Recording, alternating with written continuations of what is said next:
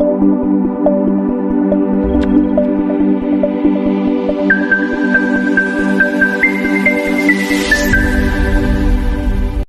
book lovers, my name is Carrie and this is Spines and Spoilers.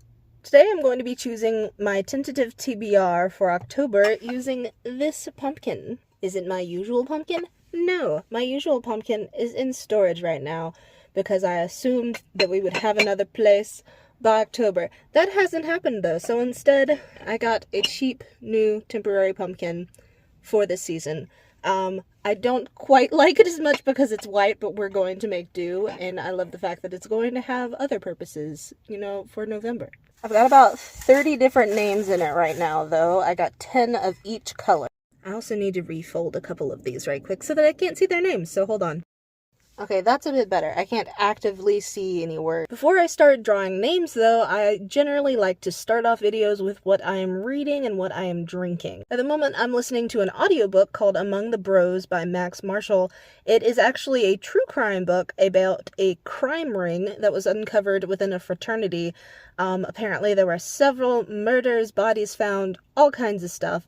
I'm really interested to see what they uncover because not too much is given away. The fact that it's about a real fraternity, though, is fascinating. As for what I am drinking today, I am making bad life choices and drinking a Monster. I'm also reading a physical copy of The Whispering Door, but I, of course, didn't bring it today because I always forget to bring my physical books when I'm recording. With that, though, let's get to it. So I arbitrarily basically decided that I'm going to pick 13 different books because it's October and 13, ooh, I don't know what that was. Anyway, let's do this.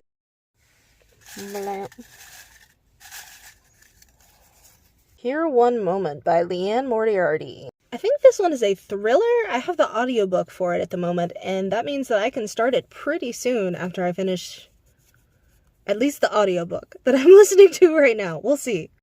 Okay, I checked, and Here One Moment by Leanne Moriarty is a mystery thriller.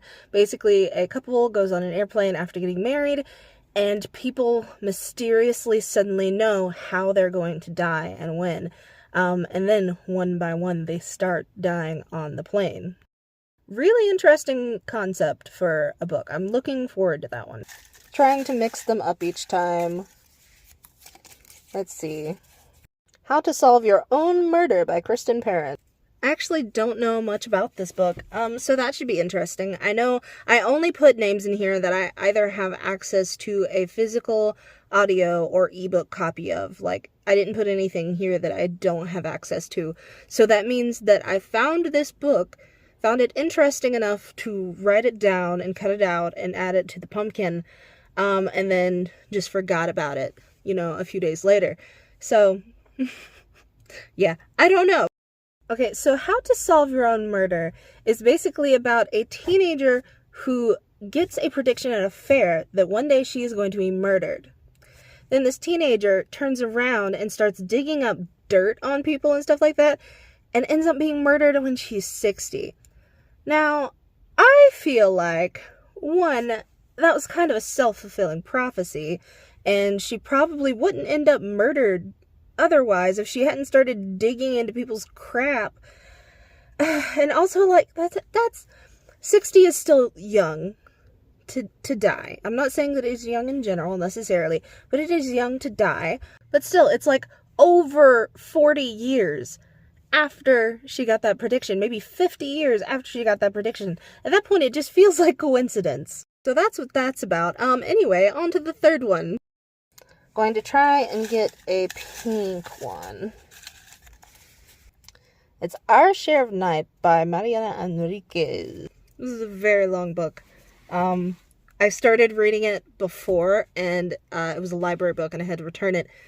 It was good. Like, what I read of it was good, and I'd really like to finish it because I had so much of it left.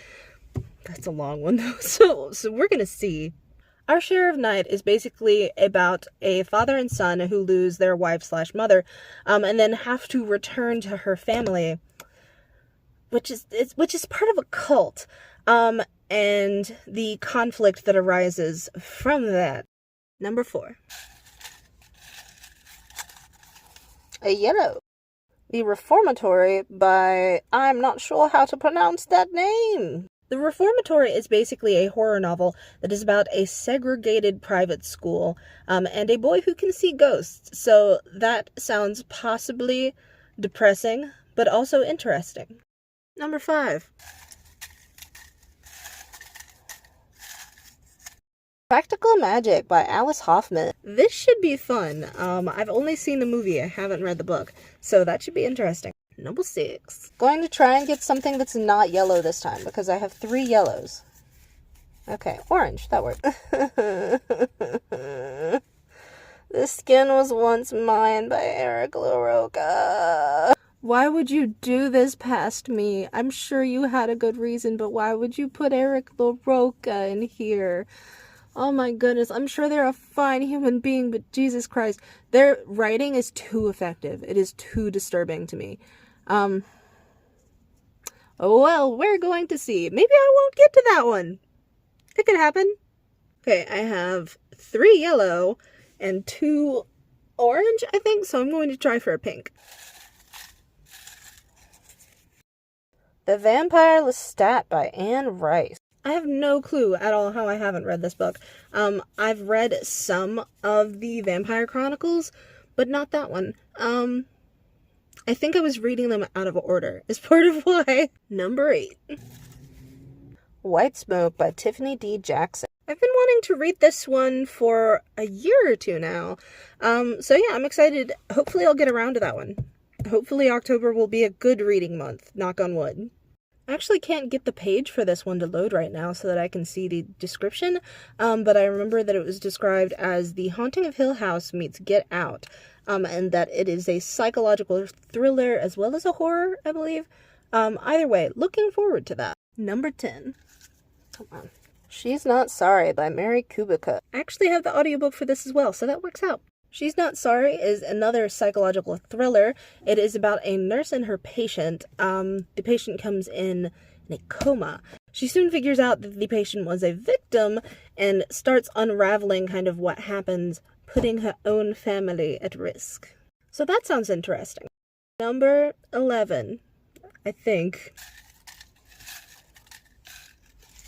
The Beast You Are by Paul Tremblay. I actually don't know if I have an actual copy of this. Maybe this was just wishful thinking. I believe this is the series of short stories, though, short horror stories by Paul Tremblay. So I'm looking forward to that one. Number 12. Celestial Monsters by Aidan Thomas. So that's exciting because I love Aidan Thomas. It is a sequel to the Sunbearer Trials, I believe. So I'm looking forward to that one. I'm kind of hoping that at some point they'll put out something else in the same vein as the Cemetery Boys. Not necessarily a sequel, but just something in that same universe. Okay, so I've recounted, and apparently I only have 11. I don't know which number I skipped, but sorry. So, number 12. Monstrillo by Gerardo Samano Cordova. This involves horror, magical realism, and it's a literary debut. It's about a woman who cuts out a piece of the lung of her child, essentially, after he dies. After he dies, I feel like that's an important point. But yes, after he dies, and basically nurtures it to try and turn it into a living human being. Which somehow it does, because magical realism. And yeah, the child who is born from that ends up being pretty twisted. It's basically a twisted shadow version of the original child, if I remember correctly. Either way, I'm excited about this one. It sounds very unique. Okay, I triple checked, and this is number 13, which is our final one. I think I have an excess of yellows now, so I'll go for one of them. Home is Where the Bodies Are by Geneva Rose. This book is about 2 siblings who go through their parents' belongings after they die, then find a VHS tape that has a dead body on it, and their parents arguing in the background. This one sounds so interesting. I have a hold on it on Libby, I believe, and I'm hoping that it'll come in. Now, that is my 13, but I would like to draw 2 more just in case any of the above 13 don't really work out for some reason. Basically backup books. So, number 14. Looking Glass Sound by Katrina Ward. Looking Glass Sound was compared to Shirley Jackson's writing, which I find interesting. It is about a writer who basically takes a vacation to do some writing, and starts uncovering memories while he's writing that shouldn't be there. To my knowledge, it is a psychological thriller and a horror, and I'm really interested to see what they do with this concept. Okay, number 15 and our final one. Come here! The Haunted House by Charles Dickens. This should be interesting because I don't always like Charles Dickens. I do like some Charles Dickens, but not all. And I have very strong feelings one way or another. Either I love his writing or I hate it. So this should be really interesting. I had not heard of this until extremely recently. Somehow I didn't know that Charles Dickens had written a book about a haunted house. But we'll see. I'm hoping that it turns out to be good. I'm pretty sure that it's fairly short, too, so. These sad guys will just have to wait for next year. Let's be honest, though. I'll probably read them before then.